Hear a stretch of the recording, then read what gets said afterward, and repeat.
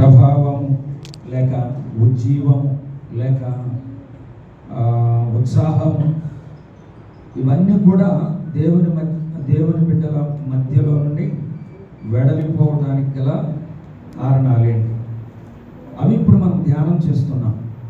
దానికంటే ముందుగా ఒకసారి క్లుప్తమైన చరిత్ర నేను మీ దృష్టిలోకి తీసుకొని వస్తాను.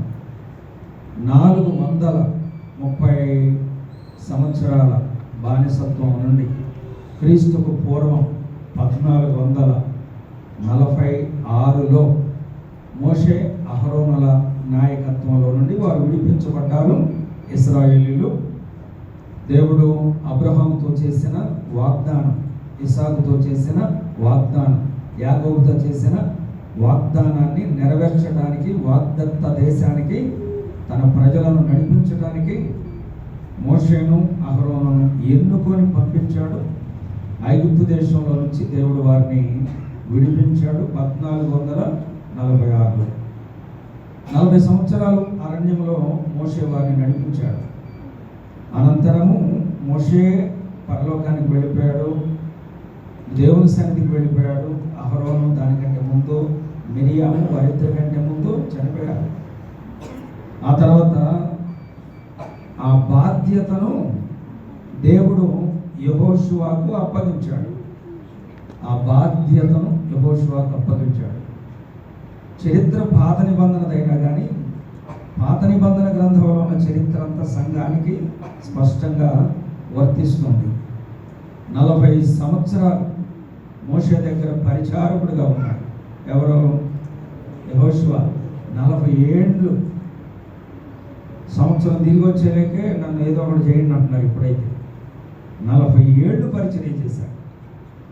ఆ పరిచర్య చేసింది కూడా మోషే తర్వాత నేను నాయకుడిని అవుతాడనే ఉద్దేశం మోషే కూడా, యెహోషువ కూడా తెలియదు అసలు. ఆయన తర్వాత నేనే నాయకుడిని అవుతాడనే సంగతి కూడా యెహోషువకు తెలియదు. దేవుడు చెప్పింది, మోషే ఆజ్ఞాపించింది చేసుకుంటూ వెళ్ళిపోయాడు. సంఖ్యాకాండం 27వ అధ్యాయంలో నువ్వు ఇక వెళ్ళిపోతున్నావు, ఇక నీవు వచ్చేసే అన్నాడు దేవుడు. మోషే కన్నీరు గారుస్తూ ఈ జనులు కాపరి లేని గొర్రెల వలె ఉండకుండా ఉండనట్లుగా ఒకరిని నాయకునిగా నియమించు అని ప్రార్థన చేశాడు. అడిగాడు దేవుడు. ఎవరో ఎందుకు, నీకు 2 కొడుకులు ఉన్నారు కదా, వారిని చేసే ఒకరిని అనలే, అలా చేయమని చెప్పలేదు. నీ దగ్గర పరిచర్య చేసిన ఆత్మను కలిగిన వాడైన యెహోషువకు ఆ బాధ్యతను అప్పగించు. నేను దుప్పటి తీసి ఆయన మీద ఎలియాజరు దగ్గరకు తీసుకెళ్ళి అభిషేకించు ప్రజలందరి ఎదుట అని అన్నాడు. ఇది కూడా ఒక పాఠమే.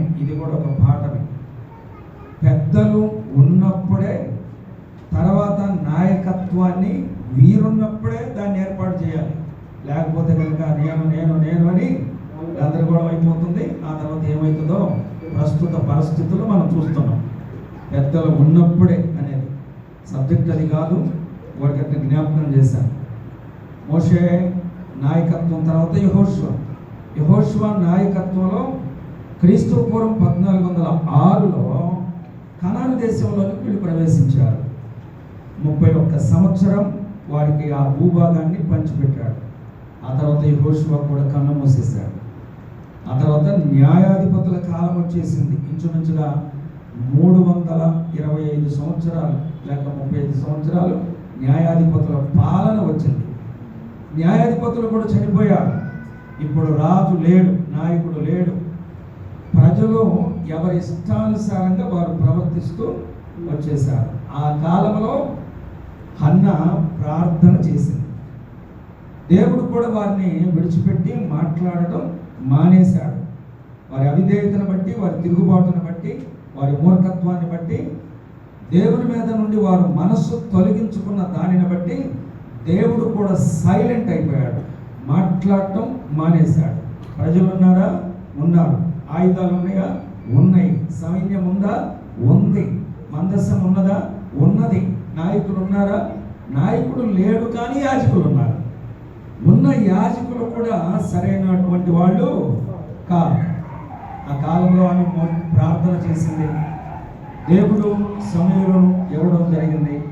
3వ అధ్యాయంలో సమూయేలు దేవుని మందిరంలో ఎలా ఉన్న పరిచర్య చేస్తున్నాడనే మాట మనం చూస్తున్నాం. 3వ అధ్యాయం అంతా కూడా సమూయేలు గురించే వ్రాయబడింది. సమూయేలు ఏలి ఎదుట యెహోవాకు పరిచర్య చేయుచుండెను. ఏలి ఎదుట యెహోవాకు పరిచర్య. సమూయేలు వయసు ఎంత? సమూయేలు వయసు ఎంత? 3 సంవత్సరాలు అనుకుందాం. 3 సంవత్సరాల పిల్లవాడు ఏం పని చేస్తాడు? ఈ మ్యాట్లు ఏమైనా తీసేయగలుగుతాడా? 3 సంవత్సరాలు మ్యాట్లు ఏడ తీస్తాడు? అక్కడ 3 సంవత్సరాలు, 7 సంవత్సరాలు, 30 సంవత్సరాల సమస్య కాదు. అక్కడ సంవత్సరాలు ఎన్నైనా, పని ఎంతదైనా ఆ చిన్ని చేతులతో దేవుని మందిరంలో పని చేస్తున్నాడు. చిన్ని చేతులతో దేవుని మందిరంలో పరిచయం చేస్తున్నాడు. దేవుడు సమూయేలుని ఎంత గొప్పవాడిగా చేశాడు అని అంటే ఒక మాట చదువుదాము, చూడండి. 7వ అధ్యాయం సమూయేలు గురించి, ఆ పరిచర్య చేస్తున్నటువంటి సమూయేలు గురించి ఒక మాట చదువుదాము. 7వ అధ్యాయం 15వ వచనం చదువుతారా?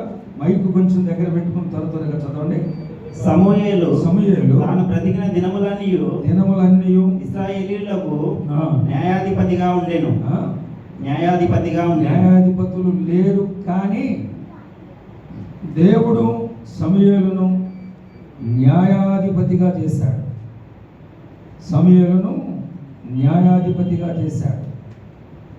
అదే సమయంలో 8వ అధ్యాయం చూడండి ఒకసారి. 8వ అధ్యాయం 8 వచనం కూడా 8. 9వ అధ్యాయం 8వ వచనం చదువుతారా? 9, 8. సౌలుతో చిత్తగించము, నా యొద్ద పావుతలము వెండి కలదు, మనకు మార్గము తెలియజెప్పినందుకే దానిని ఆ దైవజనునికి ఇస్తున్న నేను. ఇప్పుడు ప్రవక్తయను పేరు పొందినవాడు, దీర్ఘదర్శి అనిపించుకునేవాడు కదా. ఎన్ని మాటలు వచ్చినాయి? దైవజనుడు, ప్రవక్త, న్యాయాధిపతి, దీర్ఘదర్శి. ఎవరైనా పని ఏంటి? మందిరంలో పని అండి. మందిరంలో పని చేయటం, తలుపులు తెరవటం, దీపాన్ని వెలిగించటం, ధూపం వేయటం. ఆ బుడ్డి చేతులతో దేవుని మందిరంలో పరిచర్య చేసిన సమూయేలు ఏ స్థాయికి ఎదిగాడు? 1 న్యాయాధిపతి, 2వది ప్రవక్త, 3వది దీర్ఘదర్శి, 4వది దైవజనుని స్థాయికి ఎదిగాడు. దైవజనుని స్థాయికి దేవుడు సమూయేలును ఎదిగేటట్లుగా చేశాడు. మందిరంలో చేసిన పరిచర్య. నేను నిన్ను కూడా జ్ఞాపకం చేశాను. రావడం పోవడం, కూర్చోవడం, విన్న తర్వాత ఏదో ఒకటి మనకి కొంచెం అందిస్తారు, దేహానికి తినటం, వెళ్ళిపోవటం. ఇది ఎవరైనా చేస్తారు. కానీ అందరికంటే ముందుగా వచ్చి దేవుని మందిరంలో ఏదన్నా పని ఉందా, ఊడ్చే పని ఉందా, ఈ చాపలేసే పని ఉందా, ఇది కలిగి వస్తారు. చూడండి, వారి చరిత్ర భవిష్యత్తులో చాలా ప్రభావవంతంగా ఉంటుంది. మాట్లాడుతున్న నేను కూడా ఆ పని చేశాను. మందిరాన్ని ఇట్లాంటి సభలు వస్తే మందిరాన్ని కడగడం, చాపలు వేయడం, మైకులు మోయడం, డ్రమ్ములు మోయడం, పెట్రోమాస్ లైట్లు. అప్పుడు కరెంట్ లేదు. పెట్రోమాస్ లైట్ నెత్తిన పెట్టుకొని, డ్రమ్ము కంజరా డ్రమ్ము సంఖ్యకు తగిలించుకొని, ఒక సైకిల్ మీద బ్యాటరీ, 2 మైకులు కట్టుకొని, గులకరాళ్ళలో నడుచుకుంటూ వెళ్ళి 10 కిలోమీటర్లు నడుచుకుంటూ వచ్చి పరిచర్య చేశాను. పరిచర్య ఎంత గొప్పది అంటే, పరిచర్య చేయటం నేర్చుకున్న వారిని దేవుడు తన పనిముట్టుగా వాడుకుంటాడు. వచ్చి కాసేపు కూర్చొని వెళ్ళిపోయేవాళ్ళు జీవితకాలం అంతే ఉంటారు. కానీ పరిచర్య ఎంత ప్రభావవంతమైన. సమూయేలును దేవుడు అంతగా దీవించాడు. ఎడున్న యవనస్తులు అందరికీ ప్రేమతో జ్ఞాపకం చేస్తున్నాను. ఇంకొక మాట కూడా చెప్తున్నాను. ఉదయం అవ్వగానే ప్రొద్దున్నే సేవకునింటికి వెళ్ళి అలా చేతులు కట్టుకొని నేను పనికి వెళ్ళాలి, ఈరోజు పని ఏమన్నా ఉంటే చెప్పండి మందిరం కాడ, అది చేసి నేను వెళతాను అనేవాడిని. పొద్దున్నే ఇలా వెళ్ళి ఇలా కట్టుకొని ఉండేవాడిని. ఏమన్నా ఉందా మందిరం దగ్గర పని, కూడికి ఎక్కడన్నా ఉందా, ఆ పని చేసి నేను పనికి వెళ్తాను అని ఇలా కట్టుకొని ఉండేవాడిని యవనస్తుని. నన్ను రక్షణలోకి నడిపించిన సేవకుని వయసు నా వయసు 3 సంవత్సరాల తేడా. భౌతికంగా 3 సంవత్సరాలు ఆయన పెద్దోడు, ఆత్మీయంగా కూడా 3 సంవత్సరాలు పెద్దోడు. కాకపోతే ఆయన కంటే పెళ్లి ముందు నాకే అయింది. పెళ్ళి అయినా సరే అలా చేతులు కట్టుకొని ఇంటికి వెళ్ళి ఉండేవాడిని. ఏమైనా పని ఉంటే చెప్పండి, చేసి వెళతా దేవుని పని ఉంటే. ఈరోజు కూడిక అయిపోయిన తర్వాత కనపడ్డ వ్యక్తులు మళ్ళీ వారం తర్వాతే కనపడేది. మనం ఎలాగా ఆశీర్వదించబడతాం చెప్పండి. సమూయేలు అక్కడే మృక్యను బుడ్డి చేతులతో బుడగ నడకలతో నడుస్తూ పరిచర్య చేసిన సమూయేలును దేవుడు ఎంతగా ఆశీర్వదించాడు. చివరికి ఇశ్రాయేలీయులకు ఒక రాజు ఏర్పడేంత వరకు సమూయేలు దిక్కైపోయాడు 12 గోత్రాల వారికి. సమూయేలే దిక్కైపోయాడు 12 గోత్రాల వారికి. వారందరూ కూడా సమూయేలు దగ్గరికి రావాలని చూస్తాం. ఆ సంగతి 3వ అధ్యాయంలో మనం చూస్తాం. 4వ అధ్యాయంకి వచ్చేసరికి యుద్ధము జరిగింది. ఎవరెవరికంటే ఫిలిష్తీయులకు, ఇశ్రాయేలు. గుర్తుపెట్టుకుంటారా? ఎవరెవరికి యుద్ధం, ఎవరెవరికి? ఆ మాటలు మీరు చెప్పాలి. ఫిలిష్తీయులకు, ఇశ్రాయేలీయులకు. ఇప్పుడు ఫిలిష్తీయులు ఎవరు అంటే మళ్ళీ అదొక చరిత్రకి వెళ్ళిపోవాలి. ఫిలిష్తీయులు ఎవరు అని అంటే మనందరికీ తెలుసు, 7 జాతుల్లో ఒక జాతి వారు. ఇశ్రాయేలీయులకు పడమరన మధ్యధరా సముద్రం ఆ ప్రాంతం అంతా ఫిలిష్తీయులే ఉంటారు. ఇశ్రాయేలీయులకు ప్రధాన శత్రువులు 7 జాతులు వారు. ఇప్పుడు ప్రధాన శత్రువులు 22 దేశాలు. ఇశ్రాయేలీయులకు 22 దేశాలని. వారి అందరిలో కూడా అతి దగ్గరగా ఉండి సారిసారికి యుద్ధాన్ని ప్రకటించేది ఎవరు అంటే ఫిలిష్తీయులు. సారిసారికి యుద్ధాన్ని ప్రకటించేది ఫిలిష్తీయులు. ఈ ఫిలిష్తీయుల యొక్క తత్వాన్ని మనం చూస్తే ఇప్పుడు వారి యొక్క ప్రభావం లేదు, ఇశ్రాయేలులో కూడా లేదు. కానీ ఇశ్రాయేలులో లేదు, సంఘకాలంలో లేదు, కానీ వాళ్ళ తత్వాలైతే ఉన్నాయి. ఫిలిష్తీయుల తత్వాలైతే ఉన్నాయి. వారికి అట్లా జ్ఞాపకం చేస్తున్నారు. వారు ఫిలిష్తీయుల తత్వం ఎటువంటిదో చెప్తున్నారు. వారు దేవుని భయం లేనివాళ్ళు.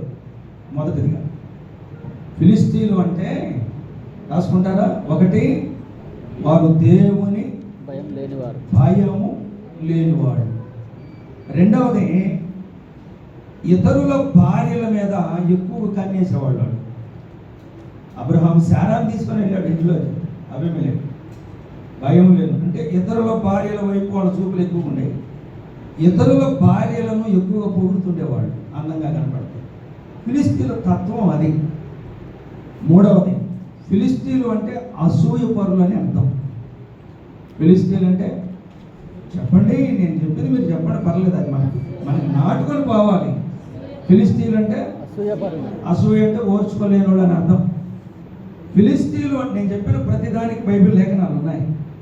ఫిలిష్తీయులు అంటే ఇతరుల పనిని పాడు చేసేవాళ్ళు అని అర్థం. ఆదికాండ గ్రంథం 26వ అధ్యాయంలో ఆ మాటలన్నీ ఉంటాయి.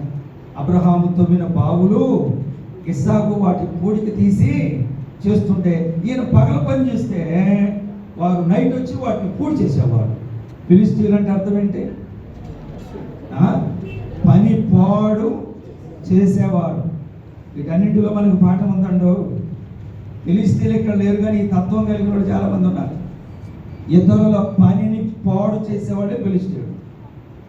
ఫిలిష్తీయులు అంటే అర్థం ఏంటంటే జగడగుండులు, తగాదల మాయోళ్ళు. ఫిలిష్తీయులు అంటే ఇస్సాకుతో గొడవ పెట్టుకున్నారు, తగాదేసుకున్నారు. ఫిలిష్తీయులు అని అంటే పని పాడు చేసేవారు.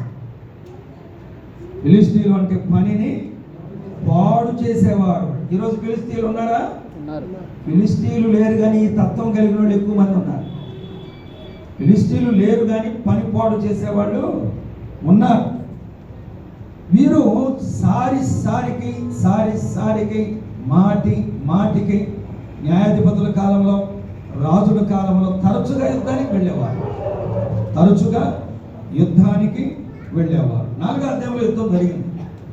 4వ అధ్యాయంలో యుద్ధం జరిగినప్పుడు ఏం జరిగిందో చూడండి. దేవుని పిల్లలకు ఫిలిష్తీయులకు యుద్ధం జరిగినప్పుడు ఆ యుద్ధంలో ఎంత విచారకరమైన సంగతులు జరిగినాయో చూడండి. 4వ అధ్యాయము 1వ వచనం చదువుతారా? ఇశ్రాయేలీయులు ఫిలిష్తీయులతో యుద్ధము చేయుటకై బయలుదేరి ఎబెనెజరులో దిగగా ఫిలిష్తీయులు ఆఫెకులో దిగిరి.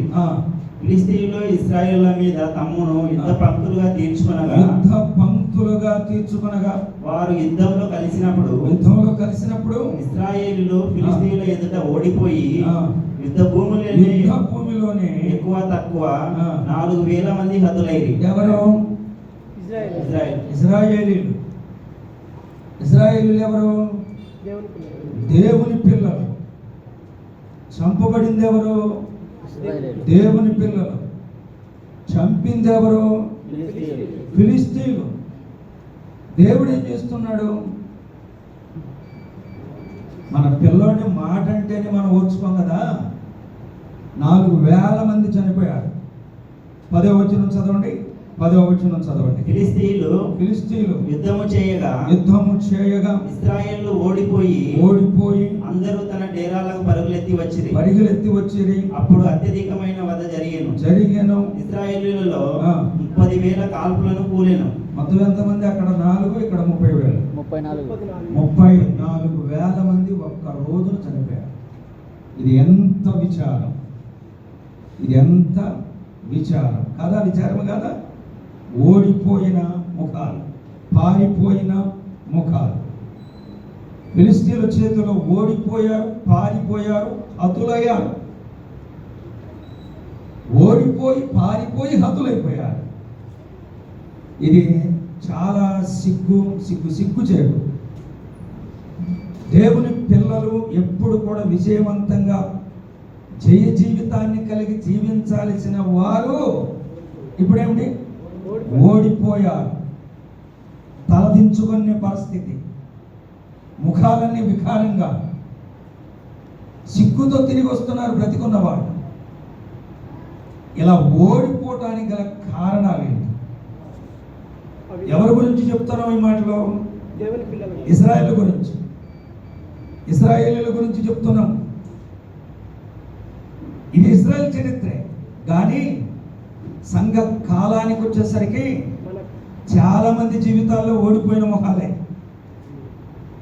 అపజయం పాలైన జీవితాలు, ప్రభావము లేని జీవితాలు, ఉత్సాహము లేని జీవితాలు, ఉజ్జీవము లేని జీవితాలు, ఓడిపోయిన జీవితాలతో జీవిస్తున్నటువంటి దేవుని ప్రజలు ప్రస్తుతం కనిపిస్తున్నారు. ఎందుకు అలాగున జరిగింది? మొదటి కారణం చూడండి. మొదటి కారణం 5వ వచనం చదువుతారా? మొదటి కారణం 5వ వచనం. యెహోవా నిబంధన మందసములోనికి రాగా అందరూ భూమి ప్రతిధ్వని నిచ్చునంత గొప్ప కేకలు వేసిరి. 11వ వచనం చదవండి. మరియు దేవుని మందసం పట్టబడెను. మొదటిది కారణం ఏంటంటే దేవుని మందసము పట్టబడింది. ఎవరు పట్టుకున్నారు? ఫిలిష్తీయుల చేతిలోనికి దేవుని మందసము వెళ్ళిపోయింది. ఆ సంగతిని తెలుసుకుంది ఫినెహాసు భార్య ఆ సంగతి తెలుసుకొని, అప్పటికే ఆమె గర్భవతి. ఆ సంగతి తెలుసుకొని నొప్పులు ప్రారంభమై బిడ్డను కని, పుట్టిన తర్వాత అక్కడ ఉన్న మంత్రసానులు అన్నారు, నీకు కుమారుడు పుట్టాడు అంటే కుమారుడు వైపు చూడకుండా మందసం పట్టబడిందని, భర్త చనిపోయాడు యుద్ధంలోనని మందిరంలో మామ చనిపోయాడు, ఏలి మందిరంలో చనిపోయాడు. ఇదంతా దృష్టిలో పెట్టుకొని ఆ బిడ్డ వైపు చూస్తూ ఈక బోధు అని పేరు పెట్టిందంటే ఇశ్రాయేలీయులలో నుండి ప్రభావము వెళ్ళిపోయాను. ఇశ్రాయేలీయులలో నుండి ఆ ప్రభావం వెళ్ళిపోయింది. సైన్యం ఉందా? ఉన్నది. ఆయుధాలు ఉన్నాయా? ఉన్నవి. 12 గోత్రాల వారు ఉన్నారా? ఉన్నారు. యాజకులు ఉన్నారు కానీ ప్రభావము లేదు. ప్రభావము లేదు. మొదటిగా మందసము పట్టబడిన సంగతి. రెండవ కారణం ఏమిటంటే ఎందుకు వారు ఓడిపోయారు అనే కారణానికి రెండవ కారణం మీరే చదవండి. రెండవ అధ్యాయము 12వ వచనం. నిన్న వరకు అట్లా జ్ఞాపకం చేశాను. ఏలీ కుమారులు యెహోవాను ఎరుగని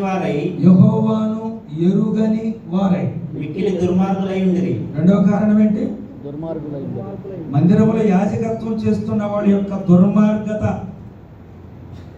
సరిలేని జీవితం, ప్రభావము లేకుండా పోవటానికి మందసము లేదు. రెండవది ఏలి యొక్క 2 కుమారులు చనిపోవటం కాదు, మందిరంలో ఉన్నారు కానీ మిక్కిలి దుర్మార్గులుగా ఉన్నారు. వారు ఎంత దుర్మార్గులు అంటే బలి అర్పించినప్పుడు ప్రధానమైన భాగాలు ఉడికిన తర్వాత యాజకులకి వెళ్తాయి. యాజకునికి ఇవ్వాలని దేవుడే చెప్పాడు. ఈ దుర్మార్గులు ఎటువంటి వారంటే బలిని కోసిన వెంటనే మీరు ఉడకబెట్టకుండానే ఆ జబ్బలన్నీ కూడా మాకు పంపించండి అని చెప్పేసి దొమ్మితనంగా లేవీయుల దగ్గరికి వెళ్ళి వీడు తీసుకునేవాళ్ళు.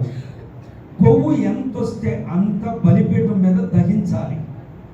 ఆ కొవ్వును కూడా మాకు ఇవ్వండి అని చెప్పేసి, కొవ్వు అంటే దేవుని భాగాన్ని కూడా దొమ్మితనం చేసేవాళ్ళు ఈ దుర్మార్గులు. ప్రభావము వెడలిపోవడానికి కారణాలు ఒకటి వాళ్ళ దుర్మార్గత, రెండవది బలికి అడ్డు తగలడం, మూడవది దేవుని స్థానాన్ని వారు ఆక్రమించుకోవడం, నాలుగవది 22వ వచనం చదివాము చూడండి. 22వ వచనం 22వ వచనం 2వ అధ్యాయం 22వ వచనం. ఏలీ బహువృద్ధుడాయను ఇశ్రాయేలీయులకు తన కుమారులు చేసిన కార్యములన్నీయు వారు ప్రత్యక్ష గుడారము యొక్క ద్వారముల దగ్గరకు సేవ చేయుటకు వచ్చిన స్త్రీలతో చేయనించుటకును. ఎందుకు పట్టబడింది? ఎందుకు ఓడిపోయారు? మందిరానికి వచ్చిన స్త్రీలతో వీళ్ళు పాపము, ఆ పదం అంటాం నాకు ఇష్టం లేక నేను పాపం అని పెడుతున్నా. ఎందుకు? వారి ఓటమికి కారణం ఇది. వారి ఓటమికి మందసం పట్టబడడం, వారి ఓటమికి వారి దుర్మార్గత, వారి ఓటమికి వారు దేవుని స్థానాన్ని కోరుకోవటం, వారి ఓటమికి వీరి పాపం, వారి ఓటమికి 17వ వచనం చూడండి. 17వ వచనం చూడండి. అందువల్ల జనులు యెహోవాకు నైవేద్యము చేయుటయందు అసహ్యపడుటకు ఆ యవ్వనులు కారణమైరి కనుక వారి పాపం బహు గొప్పదిగా ఉన్నది. వారి ఓటమికి ఏమిటి కారణము? వారి పాపము. అయ్యా, ఈ మనసులో పెట్టుకోవాలి. ఇవన్నీ కూడా మనం చెప్పుకుంటుంది ఇశ్రాయేలు గురించి, కానీ వారు ఇక్కడ లేరు. కానీ ఇవన్నీ కూడా యుగాంతమందున్న బుద్ధి కలగటానికి మన కొరకై వ్రాయబడ్డాయి. వారిలో ఉజ్జీవము లేకపోవటానికి, ప్రభావము వెడలిపోవటానికి వారి పాపమే కారణం. వారి పాపం.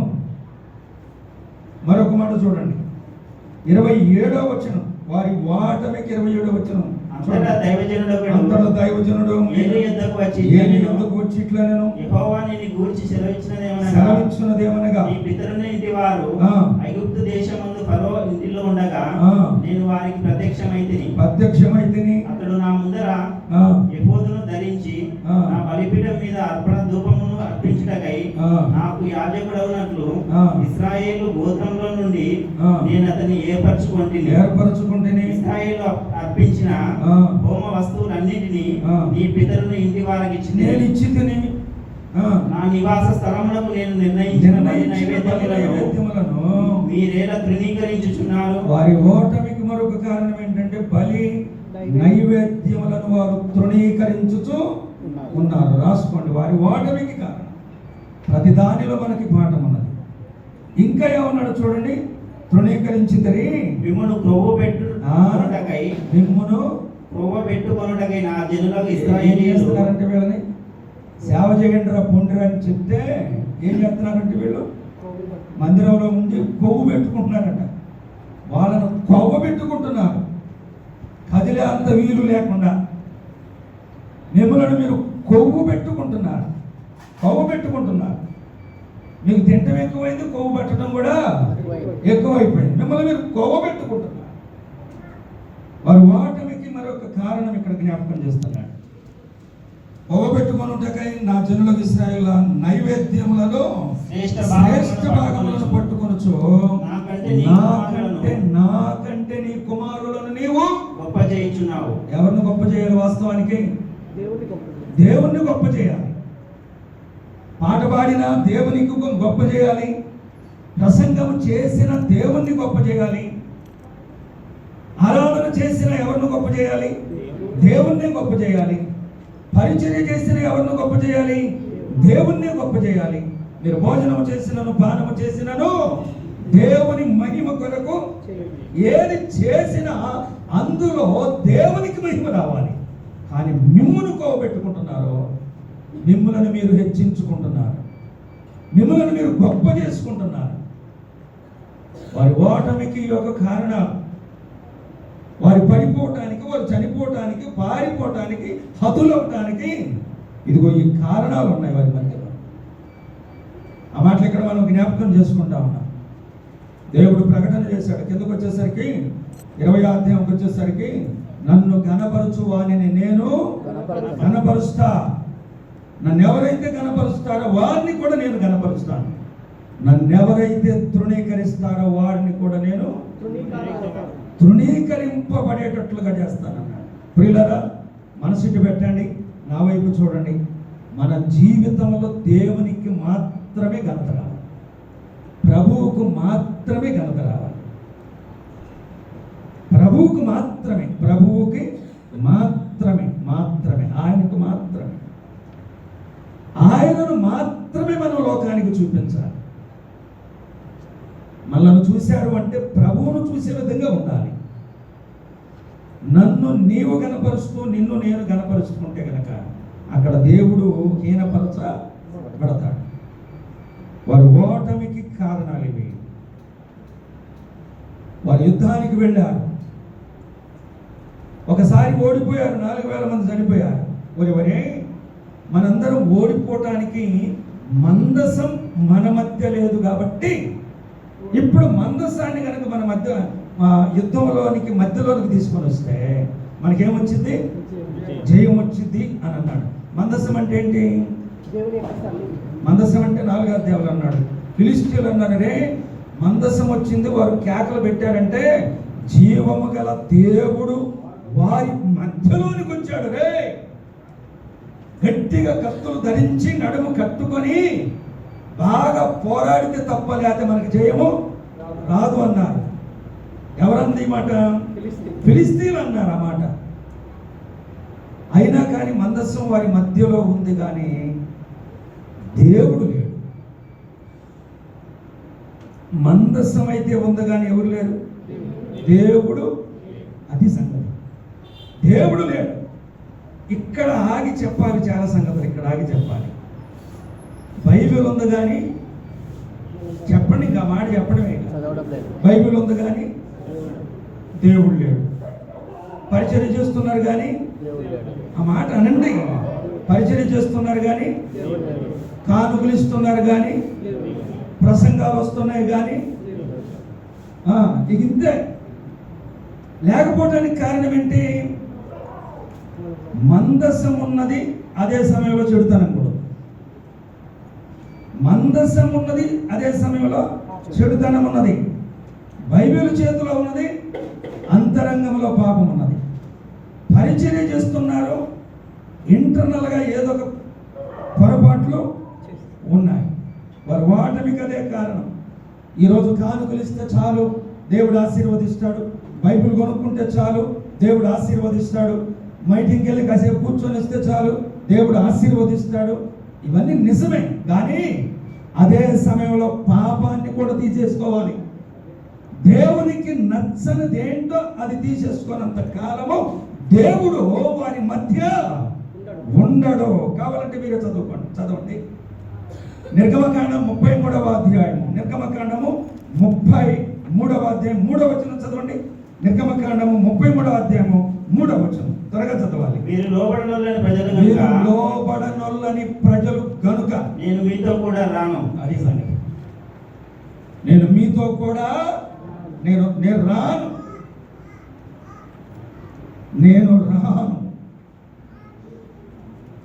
చెప్పండి. దేవుడు కూడా అడిగాడు, నేను మీతో కూడా నేను రాను. 430 సంవత్సరాలను బానిసత్వం నుండి విడిపించా. ఎర్ర సముద్రాన్ని పాయలు చేశా. నీళ్లు కావాలంటే బండలో నుండి రప్పించా. ఆహారం కావాలంటే దేవదూతలు తిని మన్నాను కురిపించా. మాంసం కావాలంటే పూరెడు పిట్లను తెప్పించా. పగటి వేళ మేఘస్తంభంలో ఉన్నా, రాత్రి వేళ అగ్నిస్తంభంలో ఉన్నా, చుట్టుపక్కల శత్రువులను మీ మీదకి రాకుండా చేశాను. ఇంత చేసినా కానీ మీరు లోబడట్లేదు కనుక నేను కూడా మీతో రానే. అది నేను రాను. ఎందుకు రానన్నాడు?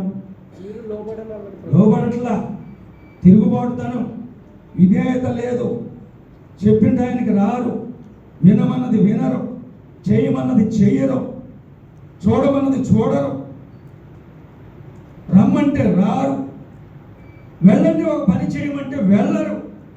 మీరు లోబడరు. నేను రాను. వారైతే కత్తులు ఖడ్గాలు, కత్తులు, ఈటలు, బరిసెలు తీసుకొని మందసాన్ని తీసుకొని వెళ్ళిపోయారు. కానీ దేవుడు మాత్రం అక్కడ లేడు, ప్రభావము లేదు. అది ఆనాటి చరిత్ర. ఈనాడు మన ఆత్మీయ జీవితం ఎలా ఉందో ఒక్కసారి చూసుకోవాలి. యెహోషువ